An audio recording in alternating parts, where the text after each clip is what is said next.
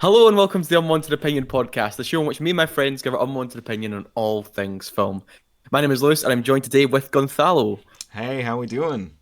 Hello, I'm doing well. I'm doing well. How are you, Gonzalo? Pretty You've had a good, pretty busy good. week, haven't you? You've had a Yeah, busy week. big busy Yeah. week. Onboarding onto a new job, everything's very, very up and down. But yeah, going well. Just a lot of work, a lot of busyness. How about you? Yeah, I mean, I've had a pretty breezy week, pretty easy breezy week. Yeah, like I said, I was dog sitting for my uncle Yeah, a couple of days, which was nice. He's a lovely dog. Yeah, just filled with too much energy though at times. I'm like, oh my god, I've got to take him out again because he needs to cool yeah. off. He won't leave me alone. How old Um, is he? How old is the he's dog? like six. He's six. Oh, He's a big damn, and Labrador. still energetic. Wow.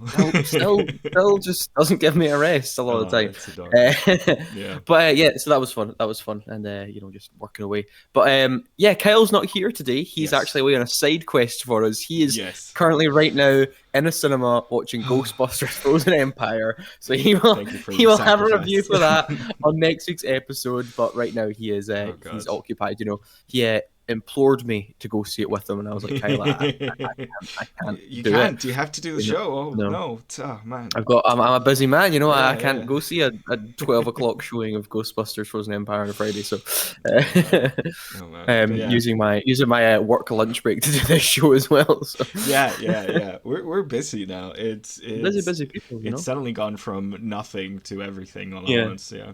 But that's good. It But means we have jobs at least. We can be thankful for we that. exactly. We're not unemployed in doing this. That would be Yes, a bit yes. sad. But Yeah, yeah. Given anyway, our audience numbers, yeah. Oh. But yeah. Uh on today's episode, yes. Kung Fu Panda 4 has released over in the States, and I think has it released in Spain for It you, has, Gonzalo? but I can't watch it because there's no not dubbed version. They just haven't released it. They're But like, English, just fuck you. No. Just not here in the Yeah. UK either. For some reason, they chose not to release. They decided to release it on the same weekend as Godzilla and Kong.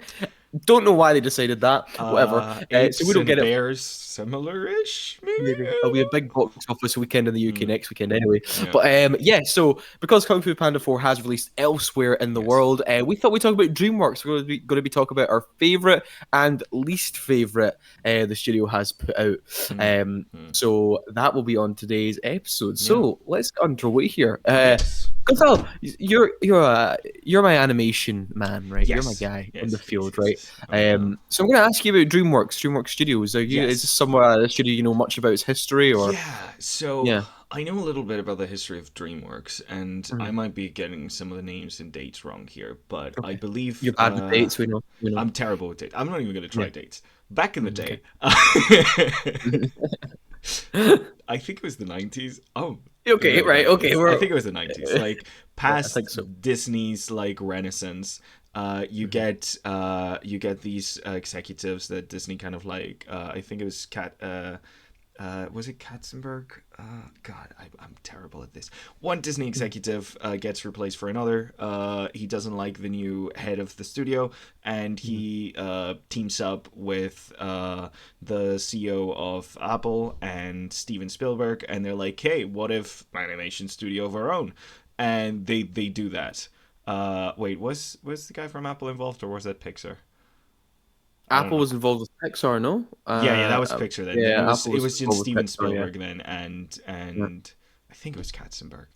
Mhm. I'm really bad at this. I could That's a really honestly airtight history lesson I we're getting here. dude, I could draw you the faces of the people involved from watching documentaries. I don't remember which one's which. But basically, Katzenberg rings a bell to yeah, me. I To think it be was. fair, I think it so was yeah. Katzenberg because he was Mm. in charge during a lot of the Disney Renaissance, Mm. and there's that famous thing in the Oscars where they're giving away Oscars for like the Aladdin performance or something like that, Mhm. and I believe the genie whose name eludes me right now, the great Robin comedian Williams. Robin Williams. Yeah, he Jesus. calls him. Yeah, he calls him Katzenbug on Oh the right. Okay. Oscars because he hates him. So I Oh know right. he Yeah. was definitely involved during that. And then I'm pretty sure that the new CEO is the really tall guy whose name I don't remember, Of course. because Shrek is basically making fun of him and Disneyland with the really short dude. So So yeah, amazing, really Lord specific history with Farquaad. names and shit. Could I have looked this up right before doing the show so I could have, talked about it a bit better informed? I could have, but Dude, I for I put you on the forgot spot. I to. was like, give me a history of DreamWorks right now, Yeah, right here, right now. so yeah, it's a studio. It's competing with Disney pretty much Mhm, after its big renaissance at its like new prime during the 90s, mhm, and it starts by trying to do something different. Disney is basically right now they found a formula with mhm, I believe The Little Mermaid was the first one with the big animated musicals. They're like, hey, mhm. we have a formula, let's Yeah. stick to it. And DreamWorks is like, fuck that, we're going to do something different. Yeah. So they kind of take the whole idea of the Disney style and they do something completely different with it. They try explore new avenues at this time, like 3D.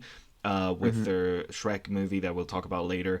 But their big one that they opened with and put them on the map was Prince of Egypt, which mhm. is, I mean, Well, it's Ants was fucking. before Prince of Egypt. Ants was Ants was their before that. Yeah, yeah, yeah. But the big one the that put same them year as on. Bugs Yeah, Life. yeah, yeah. The Yeah. one that like put them on the map as a studio to Mhm, look out for was Prince of Egypt, because I think they even got some not like some Oscar noms or even some Oscar mhm, wins for that one. But yeah, yeah, they did Ants, which is a atrocious movie. But they obviously they were experimenting with 3D and trying to push mhm, mhm. farther with like doing 3D humans and stuff. Yeah. And yeah, so they were kind of like trying out a lot of things that Disney was like staying away from.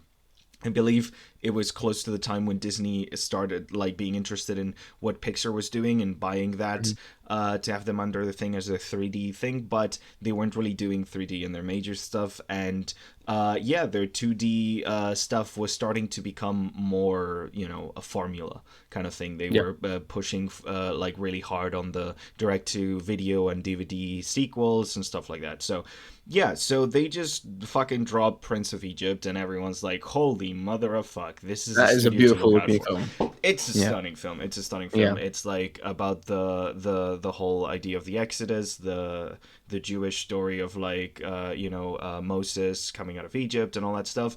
It's gorgeous. It's fucking stunning, and that got them like a lot of big press and stuff. And then they went with like what is I think one of the 3D animated masterpieces of all time, which was Shrek, and it just dropped there, and people were like, "What the fuck? This is amazing."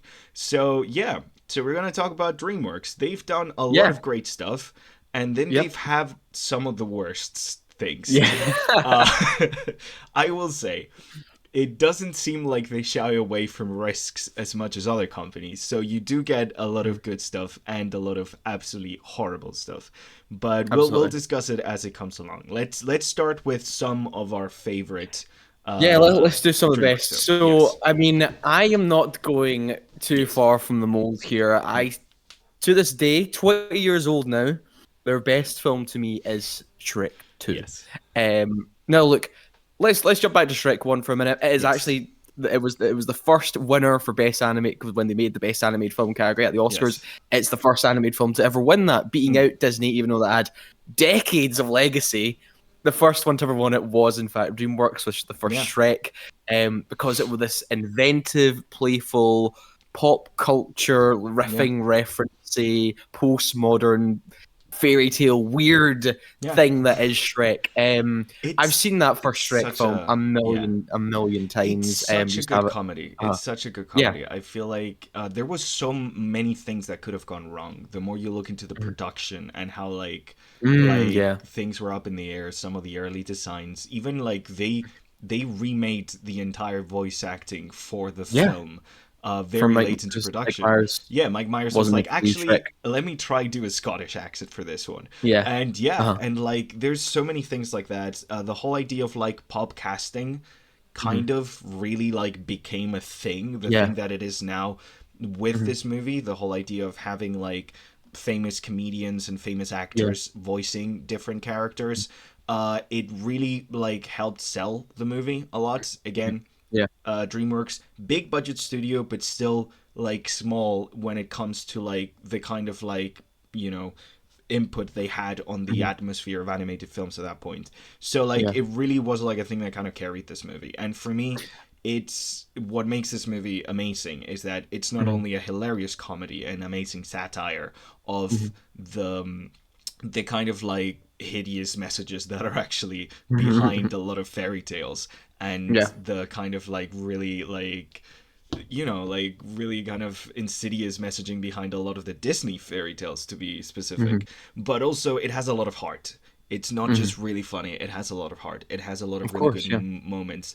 And the leitmotif for the soundtrack that just kicks in whenever you're having an emotional Yeah. moment, it's so good that like watching Puss in Boots 2 and suddenly it kicked, I was Yeah. like, holy shit, Shrek. So yeah, no, it's got Um, it's got a fantastic kind of like vibe. Honestly, a great but film, and it holds up. Yeah, like you were saying with Mike Myers, it wasn't even meant to be Mike Myers. It was meant to be yeah, Chris Farley. yeah. But he passed away, didn't he? Mm.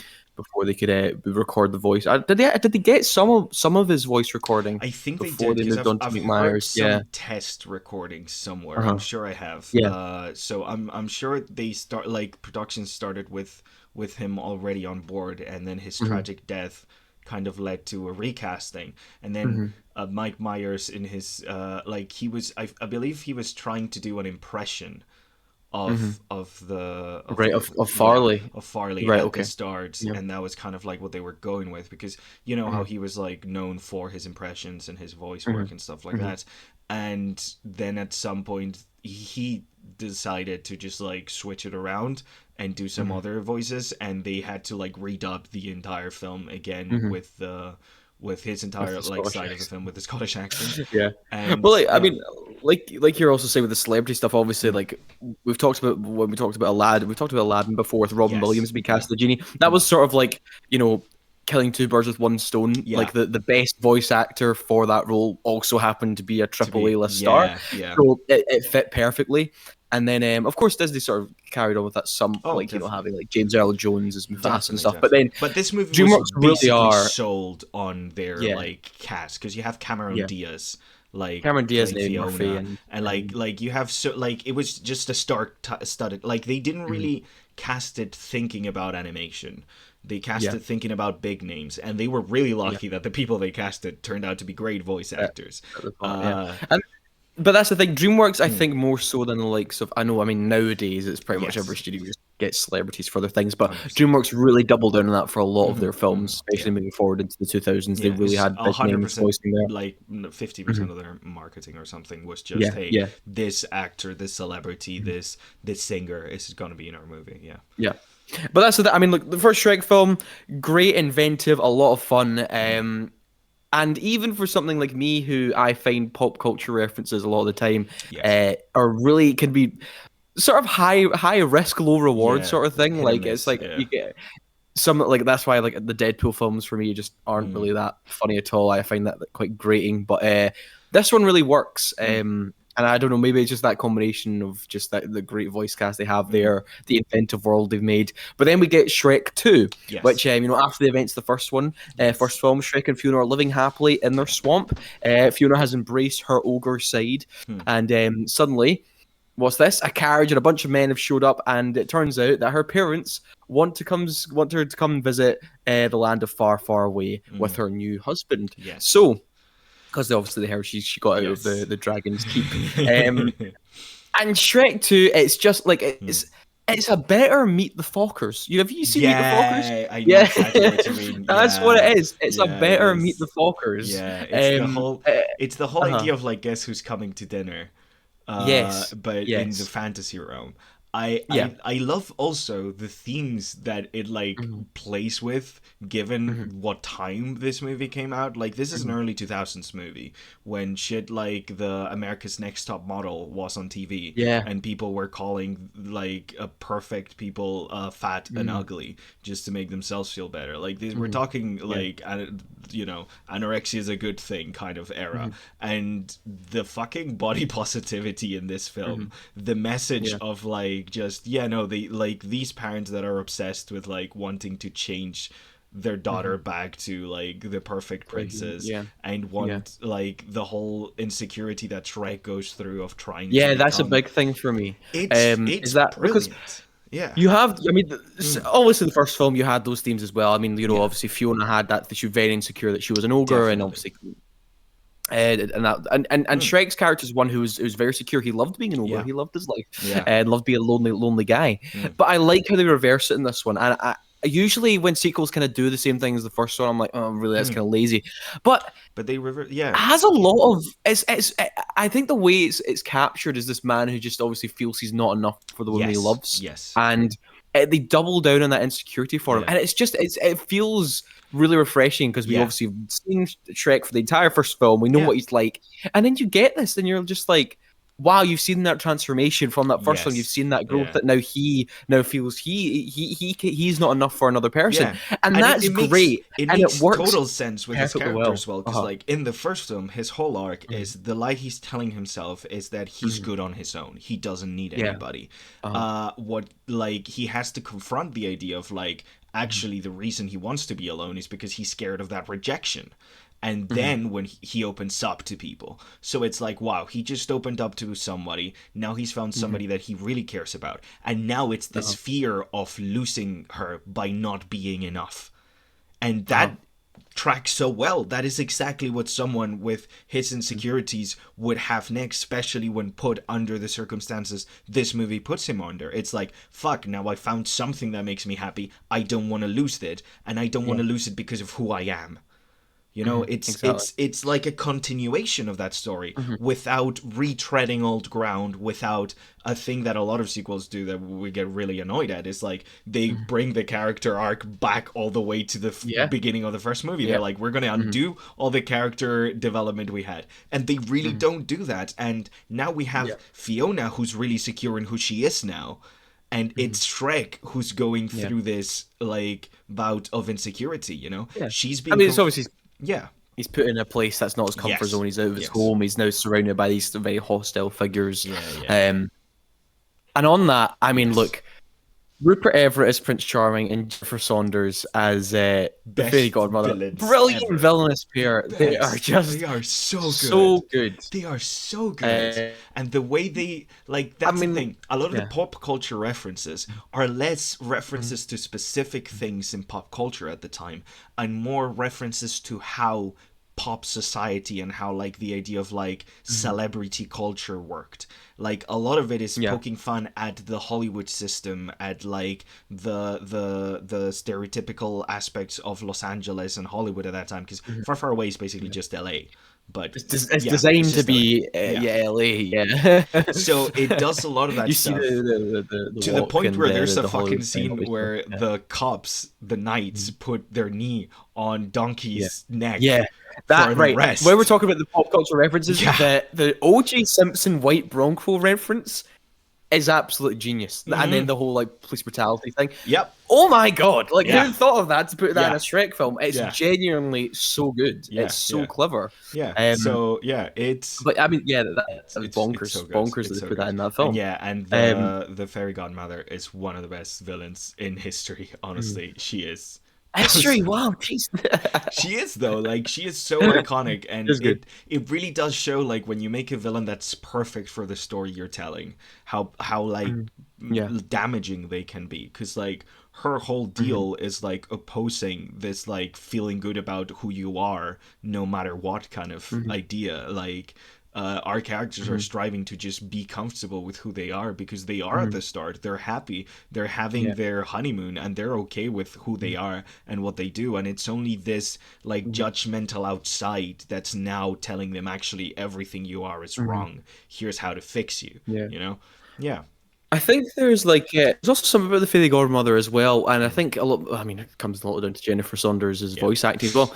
But see, when she's manipulating the situation to have Prince Charming be with Fiona. Yes. When she's like trying to convince, like she tries to convince Shrek at some point that she'd be happier with someone else.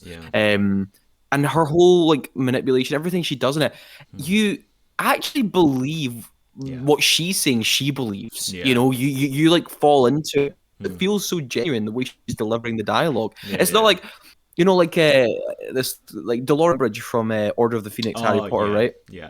or that character who's like so like it's such a front, it's such like a sickly like It's like you love to sort hate of them, passive kind of. aggressive kindness. Yeah, Yeah, like she doesn't. You she's if she's a full on bleed genuine she's when actually she talks. she's Yeah, yeah, but and like the Dolores Umbridge sort of psychotic, and yeah, you hate her from the minute she's on screen. she's very Fairy clearly gritting Godmother her just teeth. feels more complex, and It it's that does. She the does. way she is conveys herself and the way Jennifer Saunders delivers that dialogue. You're like, oh man, She she really must believe does that. But care. obviously she doesn't. Yeah, yeah, Obviously, yeah, yeah, it's yeah. very, very convincing. Yeah, I think it's a really, really good film I performance. do think that's something I didn't think about, but that is a very important key because if you had a more Yeah. like grinning Yeah. under behind your teeth kind of character, is like, yeah, oh yeah, I really do care about you, kind of Yeah. thing, it would make Yeah. our protagonist feel like a complete idiot.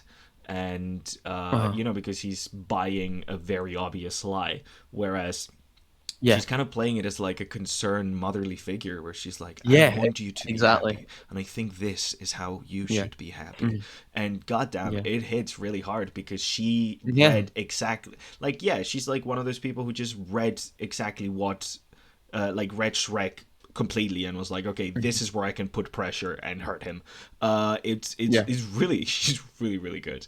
And let's talk about the use of pop music in this film, because we have a lot of pop music in the first film, which is really well used. Of course, yeah. There's that whole metaphor of the pop songs are literally saying what's on the outside when it's the actual like soundtrack that tells you what's on the inside. You have like that duality kind of thing in the first movie that's really strong. Like like All Star, like I'm good, everything's fine, but then you get that sadness with the violin as soon as the night turns and everything's dark right at the start of the movie, and you're like, oh shit. So pop songs are like telling you what the characters are portraying, and then the soundtrack is telling you what's actually behind that.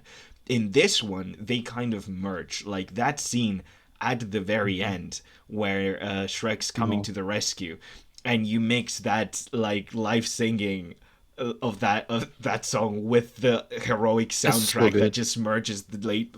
It's so epic and so brilliant. It's brilliant. And so good. Brilliant. It is so good. Still to this day, like, everyone who grew up watching that as a child, like my generation, younger, that song is just like it's reached a new height of iconic popularity because it's a perfect song choice for that final scene, and it gets you going. You're like, oh my god, the gingerbread man's falling, that song, horse through the thing, Puss in Boots, sword fighting. Oh my god, it's so good. It's that fantastic. Scene with that song to me is like the What's Up Danger from Spider-Verse.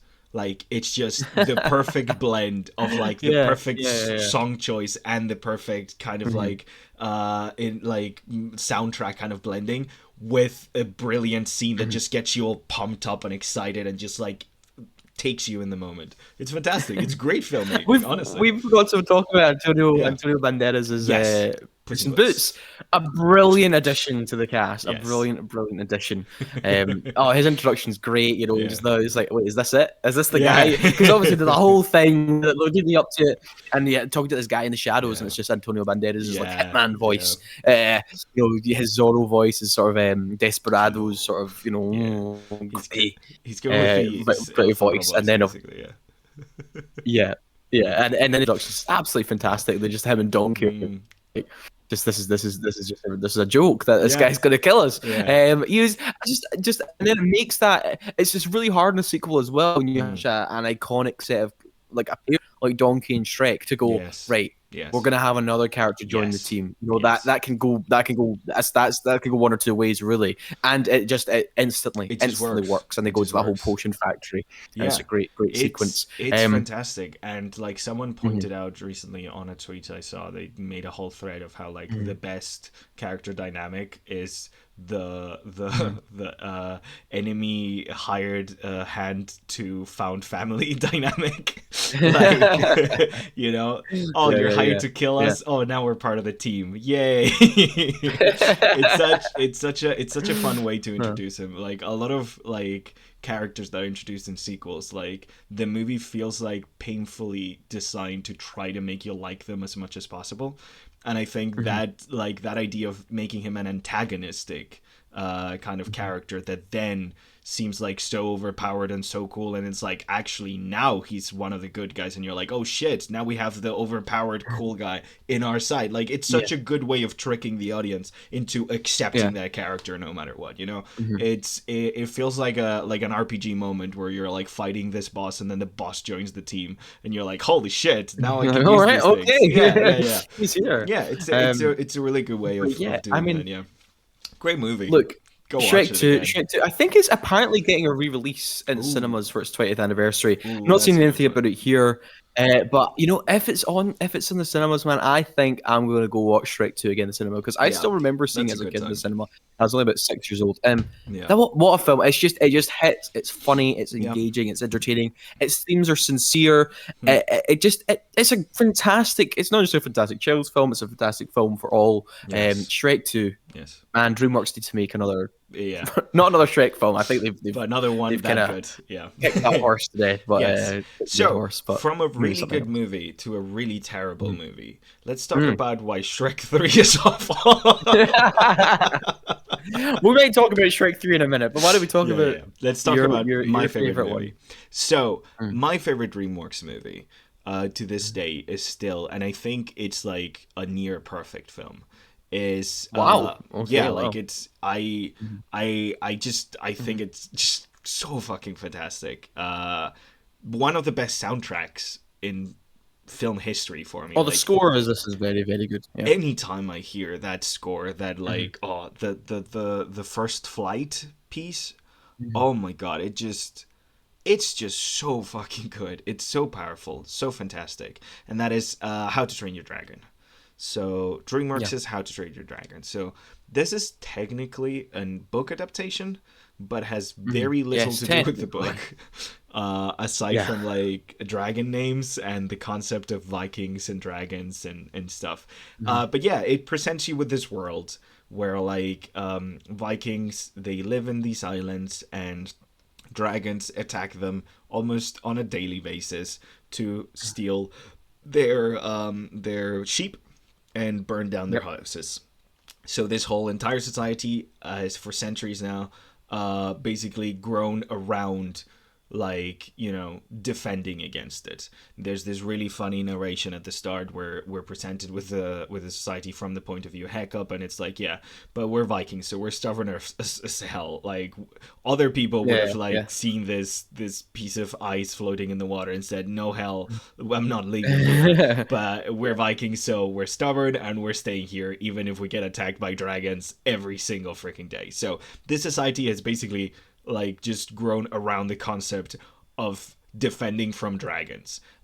We see they have their own culture where like as kids grow up, they are like face like capture dragons in a kind of Colosseum thing to try to learn how to fight them and how to beat them the most efficient way possible and stuff. And everything in their like society seems built around it. They have these giant poles that they light up to see when the dragons are attacking. It's this whole thing. So we get presented to our protagonist. In this world of rough and tumble badasses, he's a little scrawny kid who can't fucking pick up a sword. But he's got great ideas and great inventions. This is my weakness, by the way. If you want me to like a protagonist from like a thing, make them like an inventor. Like I'm there. Like I'm good. Right, okay. Yeah. Like, every Hollywood exec listening keenly on this podcast, going, guys, we need a whole slew of inventor films with more inventors, young men. You know, we need more of that. Honestly, growing up, Robots was one of my favorite movies ever. I just really like the inventor. Who made Robots? Was that Blue Sky? That's Blue Sky. That's Blue Sky. Yeah. Blue Sky Studios. Yeah. I would have said that was DreamWorks, but it's not. I was like, no, that's Blue Sky. Yeah. But yeah, so basically, his whole thing is, he's not like the other Vikings. He's not strong, but he's got a brain, and people don't really want to use it because he's clumsy as fuck. No. His name is Hiccup, which I think is the best name. Clumsy as fuck. Clumsy as fuck. Yes. Talk about children's dialogues from the film. Yes. Yeah, but like, so he's trying to create inventions to help fight these dragons, and every time he seems to test one, it goes awry and make things worse. And to make his situation even worse. He's the son of the chief, so there's this huge expectations put upon him that he's not reaching in the slightest. So it's this really good idea of just like from the get-go, he's like the underdog's underdog. So then he goes out to test his new dragon catching weapon, because everyone's mad at him, and he fucks up and he fires it, and somehow he captures the Night Fury. What is the Night Fury? It's this blackest night dragon that just comes in, strikes violently, and leaves no trace, and no one's been able to see it, no one's been able to fight it, and we know nothing about him. And it's like this whole idea of like, yeah, he just oh my god, we just started the movie and he just basically just killed the big boss of the movie. Like, the OG, the OP one, what's happening? So turns out the whole plot of the movie is him learning that dragons are just animals and they're not evil, and they can be trained and they can be reasoned with, and trying to figure out why they keep attacking their sheep, because it turns out they don't eat sheep, they like fish. So what's this mystery, what's going on? So it's this really good kind of like film that just shows you this kind of like relationship between like this kid and his, let's be honest, pet dragon, and them growing together. There's this beautiful thing about his wing getting damaged when he captures him, so he builds him a new one, and then by the end of the film he's missing a foot. So it's like this metaphor of like they both have parts that are missing, but when they come together and start riding, they become one. So this is really beautiful kind of like relationship, this friendship between him and his dragon, and this kind of like really lovely message of like, instead of like just, you know, bashing around your problems, sitting down and trying to understand them in order to actually solve them, like this kind of like anti-violent kind of like message of, you know, there's these dragons that are attacking and they're our enemy, everything's bad, but if you actually stop and try to understand things from their point of view and analyze the situation a little bit better, then you realize that they're not actually your enemies.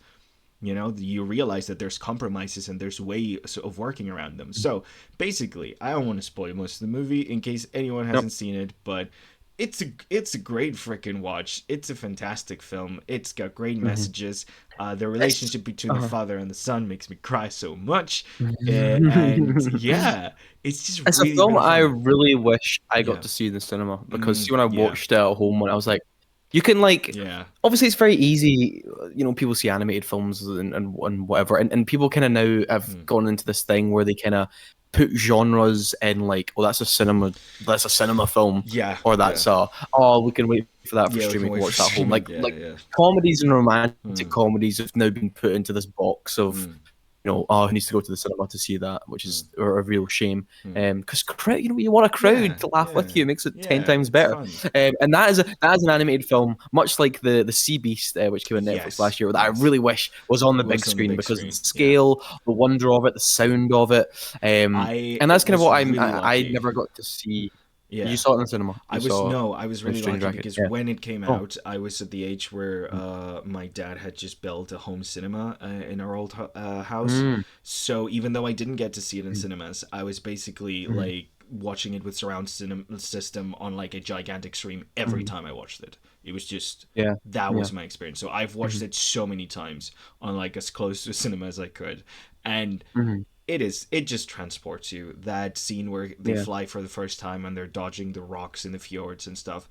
It's so good. It's fantastic. I think it has one of those staples of being like a really like now classic sort of childhood animated film, you know, or just you know, it has this, it's not cynical, it's, you know, got filled with wonder and adventure and relationships that form naturally and paced well over the course of it. It has, that's what I mean, and when you're, you know, you're done with it, you feel like you feel satisfied. You've witnessed a whole complete story, filled with ideas, and you know, it's funny as well. And like you're saying, that opening, I remember the stuff about the sheep being very, very, very funny, and just that whole sort of father son dynamic that you're talking about. You know, it's a great sort of family film to watch and sort of 100%, can become.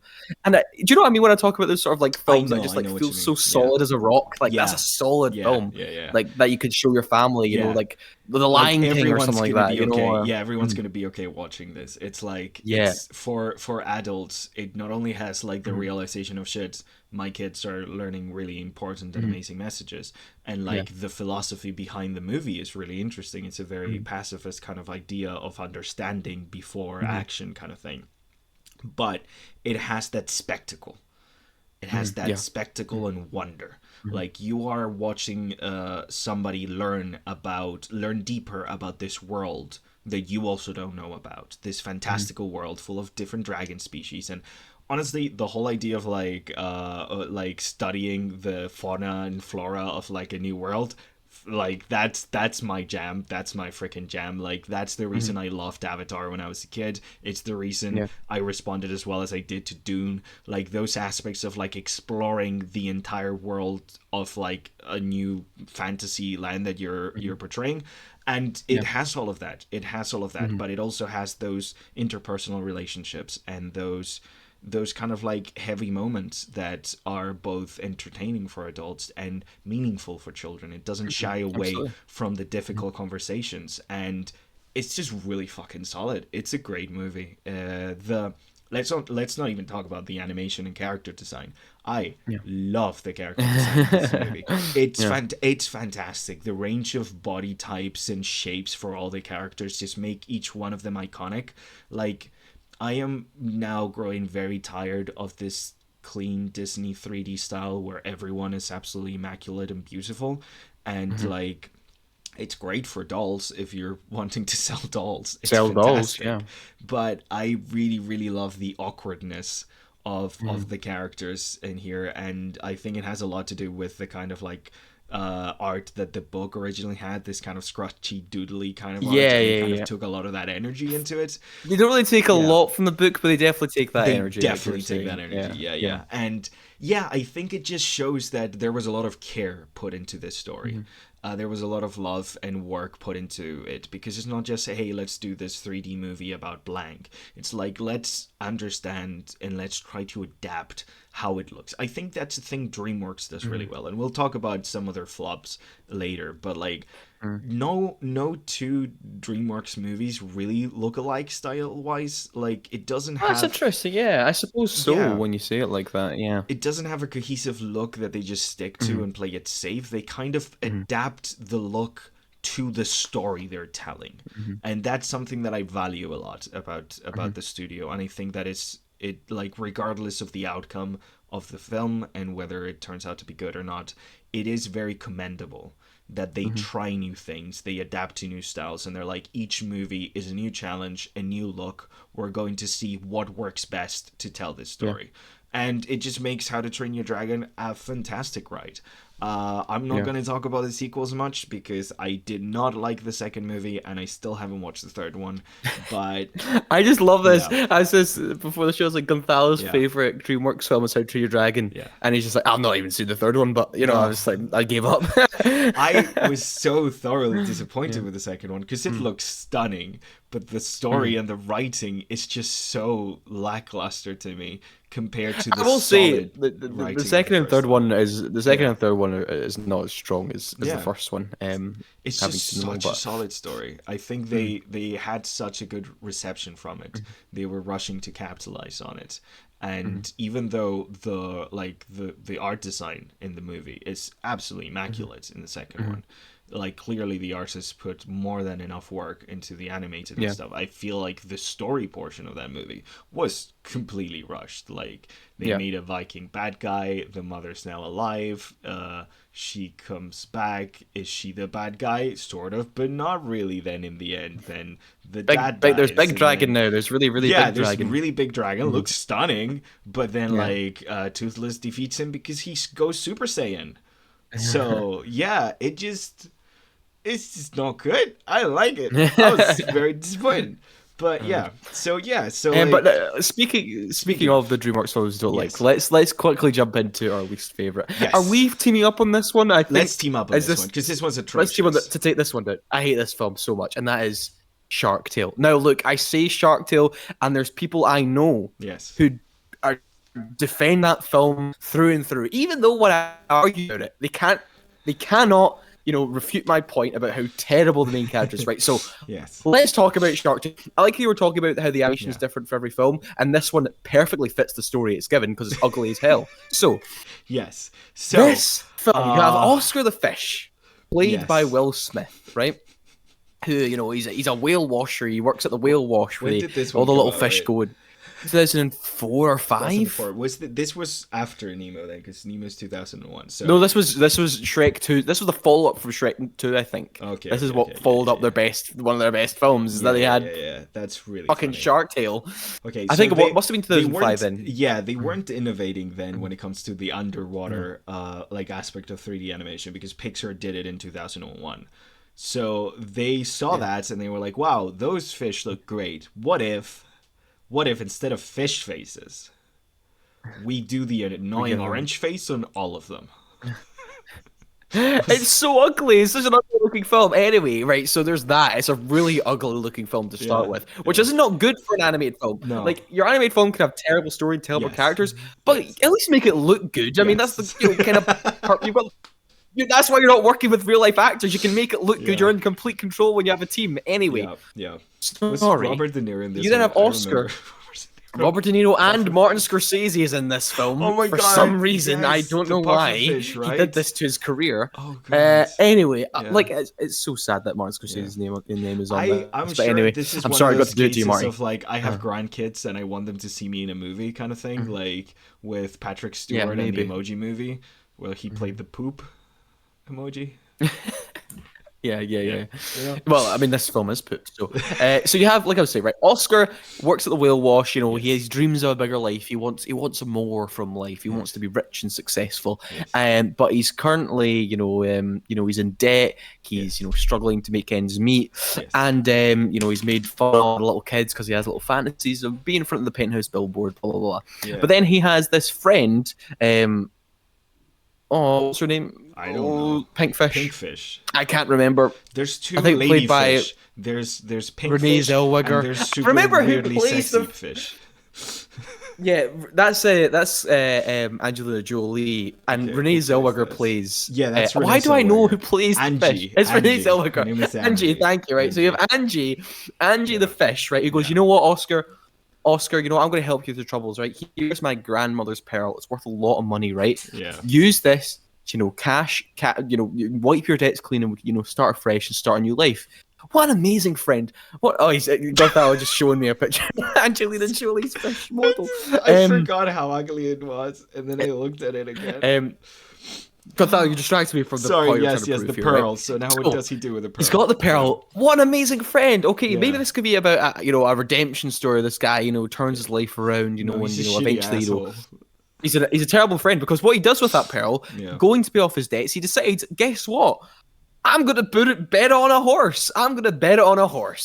What a guy. What an amazing hero for us to follow. A fucking scumbag. Anyway, he goes and bets on the horse. Guess what? The horse loses. And then, of course, he just becomes a fraud and pretends that he's the shark killer. And just carries on with this lie until eventually he goes, you know what? I realize the error of my ways, and I'm going to be a good guy. Yeah. Who thought writing that down when?